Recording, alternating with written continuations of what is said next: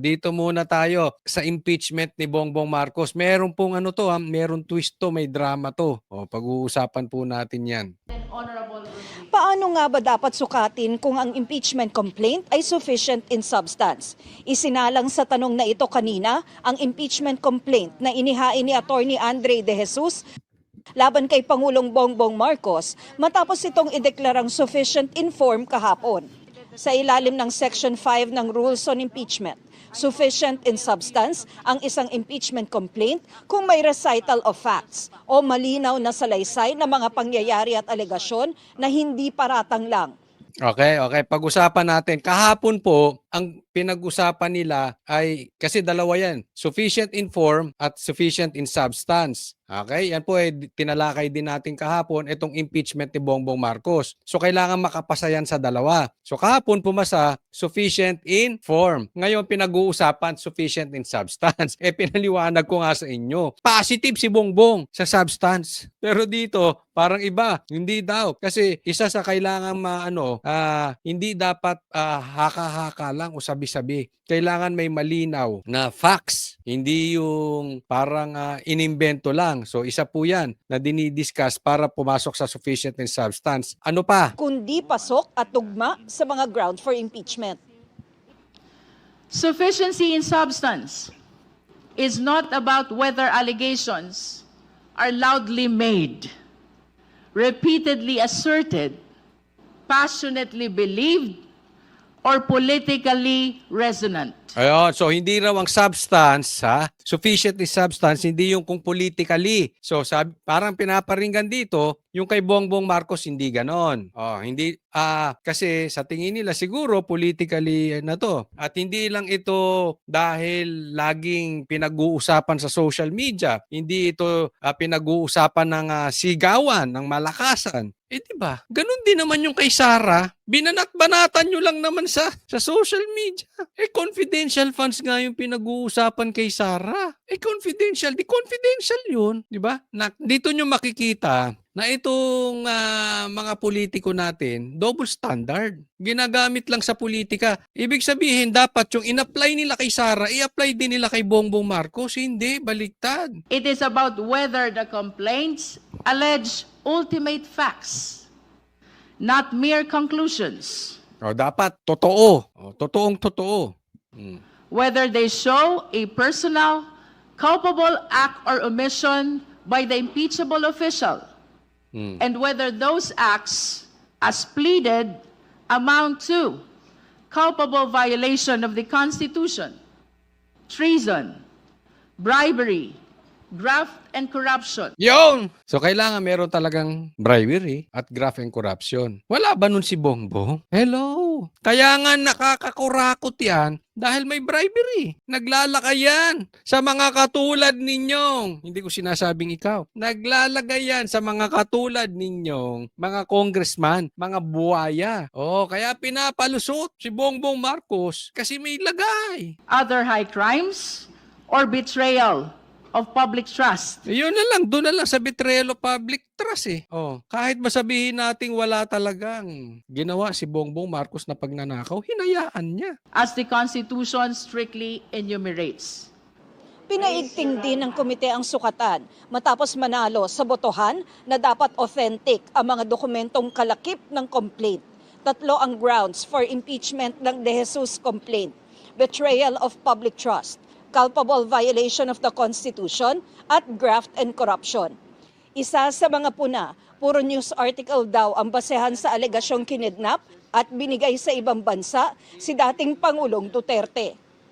The first offense, most of the annexes are news articles. Ito naman si Ridon, yung kidnapping daw ni Bongbong Marcos, ay ni PRRD, na ginawa ni Bongbong Marcos, puro lang news article. Tanga ka ba talaga? Hindi mo ba nakita yung ginawa kay Bongbong Marcos? Airport to airport ang ginawa. Parang yung ginawa kay Ninoy. Ang problema lang doon kay Ninoy, niyari. Doon sa airport, in-intercept. Hindi ba kidnapping yun? Halimbawa, yung anak mo, biglang kuhanin dalhin sa dahig. Anong tawag mo ron? Batas? Halimbawa, yung anak niya, halimbawa lang. May kaso sa Pilipinas. Same nung kaso ni PRRD. Biglang dadamputin sa airport, walang sabi-sabi, wala kaming pakialam sa pulis ninyo, wala kaming pakialam sa Supreme Court, wala kaming pakialam sa korte ninyo. Pagkuha sa airport, dalhin sa dahig. Anong tawag nun? Hindi ba kidnapping yun? Tapos wala daw siya.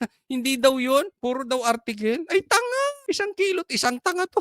Oo, para si Tito Soto. Oo, 1,000, isang tuwa. Buong bansa, ginagawang tanga. Animal na yan. It might be insufficient for evidence to be based on mere news articles only. Kasi ang issue dito, no, hindi na dapat hindi na dapat kasi papag-usapan niyan dahil based on news article. Hindi, nakita naman ng buong tao televised naman 'yan. So dapat 'yan, tama, isampa sa impeachment tapos doon pag-usapan kung meron nga bang kidnapping na nangyari o wala. Hindi yung magdidesisyon ka na lang dahil sa political lines ninyo at sasabihin yung malabo yung kidnapping na yun dahil news article lang. Pambihira naman to si Ridon, no? Only. Honorable Nisay, the question is very specific. Whether or not you are aware of a case of kidnapping filed against the impeachable official. Am I aware, Madam Chair? You are? Aware of that. So you are aware that there is a case of kidnapping filed against the impeachable official? No. That there is no, ma'am. Sige, Ano ba talaga? Yes or no? Isa rin to nag-file kaya alam nyo, ang dating talaga nito, drama lang. Okay? Huwag na natin i-sugarcoat to. Yung nangyari kahapon, alam natin, arte lang. Kunwari, pumasa sa sufficient inform, pero ngayon, yayariin to sufficient in substance. So, bukas, magdedesisyon daw sila, malamang-lamang yan, bukas, pagbobotohan, wala na yan. Tapos, palalabasin lang na dumaan sa proseso. In-impeach si Bongbong Marcos. Pinag-usapan sa Kamara. Sa katunayan, nagtalo-talo pa nga kami. Sa katunayan, nag-walkout pa nga si Abante.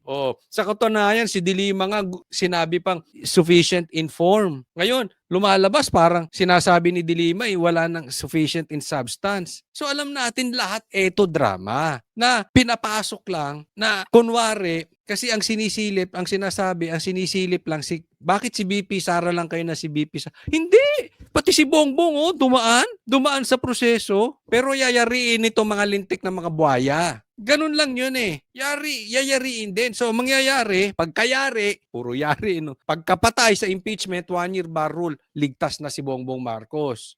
Tapos, palalabasin sa madlang people na malinis si Bongbong Marcos. Alam mong nangyari dito sa lintik na impeachment na ito? Parang yung ginawa nila sa ICI. Di ba? Pumunta doon si Sandro. Pumunta ron din si Tambi. Tapos, executive session naman. Pagkatapos noon, wala na nangyari. So, parang pinakita sa taong bayan, dumaan sa proseso, inimbestigahan si Tambi, inimbestigahan si Sandro. Tapos, wala. Etong lintik, impeachment, etong mga congressman, parang ICI, nililinis lang ang pangalan ng Pangulo. Huwag nga tayong maglokohan dyan, derechahan na tayo. May padrama-drama pa kayo. Tapos ang lulusot, yung impeachment ni Sara. Yung pangatlo, yung sinampa nila defensor, hinarang, hindi tinanggap. Sabi ko sa inyo, lokohan to, kaliwat kanang lokohan tong ginagawa nila sa atin. Ang bababoy nitong mga to. kita rin ang basehan ng alegasyon na drug addict daw ang Pangulo, kaya epektado ang kapasidad na mamuno. This ground presupposes that because PBBM is an addict or an alleged addict, he is unfit to be president. However, unfitness per se is not a ground for impeachment. Ganun din ang alegasyong hindi vinito ng Unfit is not a ground for impeachment? So addict pwede? Addict pwede? Pangulo ang unprogrammed appropriation sa budget noong 2023 hanggang 2026. At kumikbak din daw ito sa mga budget insertion at ghost flood control project na ang basehan ay mga video na pinost sa Facebook ni dating Congressman Zaldico. The video exposes abroad, wherein we in the later part will have to hear this particular person has to be present. Otherwise, it's a piece of paper and a piece of video that is not allowed to be introduced in any proceeding. Yan. So hindi raw katanggap-tanggap yung video ni Saldico kasi wala naman siya dito. Alam nyo, dapat yan idinidiscuss nyo kaysa dinidesisyonan ninyo. Parang sa kanila, may desisyon na sila, hindi pwedeng tanggapin yung sinabi ni Saldico. Tatandaan po natin, si Saldico ay partido. Ibig sabihin, kasabwat si Saldico. Eyewitness po siya, hindi niya lang nadinig, oy, nag-deliver ng pera dito. Ay, pinadeliver daw ni ganito. Siya mismo nag-deliver. Yung bigat ng sitwasyon na yun, dapat tinitingnan nyo. Dapat yun ang tingnan ninyo, hindi yung pagpunta niya rito. Ang tingnan ninyo, yung ginawa niya. Ayaw nyo naman pag-zoom in. Para ka naman di congressman. Sa tingin mo, pag umuwi yan dito, hindi gigipitin ng gobyerno yan. Pag kinulong yan, di ano na, be realistic din. Huwag tayo yung puro ganyan-ganyan, be realistic. Introduced in any proceeding. Inusisa rin ang basehan ng alegasyong binuo ng Pangulo ang Independent Commission on Infrastructure para protektahan ang mga kaalyado niya. The body of the complaint does not contain any express provision in the ICI's charter that limits investigations only to political opponents, nor does it contain any instances of limiting any instances or policy or rule exempting allies. In fact, I remember that even the president's son was summoned to the ICI.